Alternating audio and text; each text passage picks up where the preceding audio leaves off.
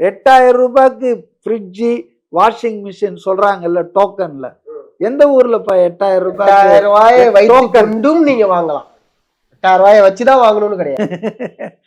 டும் வைத்து கொண்டும். ஆமா, உங்கள மாதிரி முரட்டு முட்டு கொடுக்குறீங்களே, எப்படி டிவிகே காரங்களா? எனக்கு புரியலையே. டிவிகே கேட்டா டிஎம்கே, அதாவது கேட்டா டிவி. 8,000 ரூபாய் வச்சுக்கிட்டு மிக்சி வாங்கிக்கலாம், வாஷிங் மிஷின் வாங்கிக்கலாம், ஃப்ரிட்ஜு வாங்கிக்கலாம். என்னங்க அநியாயமா இருக்கு. அதான் இவங்க எல்லாம் வாழ்க்கையில ஏதாவது கடைக்கண்ணிக்கு போறாங்களா? ஸ்கூட்டில ஏதாவது பெண்களுக்கு வாகனம்.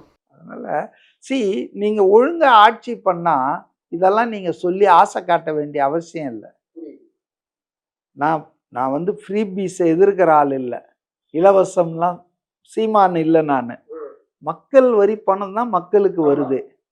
இது வந்து நல திட்டங்களாக தான் நான் பார்க்குறேன். Welfare state, India is a welfare state. அதனால மக்களுக்கு நல்லது பண்ணுறது தான் அரசாங்கத்து வேலை.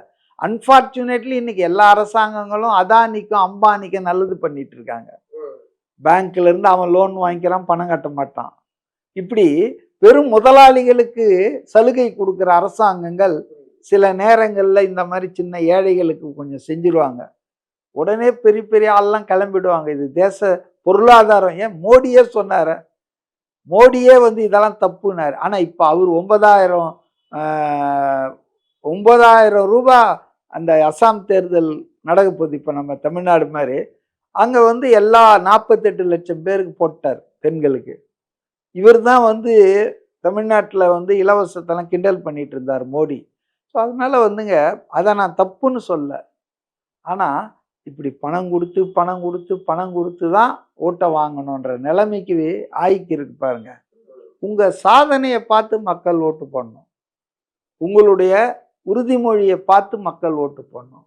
உறுதிமொழியை நிறைவேற்றலை, குற்றுயிரும் குலையுயிருமா பாதி உறுதிமொழி கிடக்குது. அதே போல் நீங்கள் இந்த பணத்தை காட்டி மக்களை வந்து தேர்தலுக்கு ஓட்டு வாங்கிடலாம் நினைக்கிறதுன்றது வந்து அயோக்கியதானா? அது புரியுது. அதே போல் என்ன சொல்கிறீங்க முழக்கம்? இந்த முழக்கம் திமுகவுது. அதாவது ஸ்டாலின் தொடரட்டும், தமிழ்நாடு வெல்லட்டும். இது எவ்வளவு அநியாயம். அப்போ எடப்பாடி ஜெயிச்சா தமிழ்நாடு தோத்துருமா? அது திமுக. விஜய் ஜெயிச்சா தமிழ்நாடு தோத்துருமா? நீங்க என்ன சொல்லணும்? நீங்க என்ன சொல்லணும்? ஸ்டாலின் தொடரட்டும், திமுக வெல்லட்டும் சொல்லலாம்.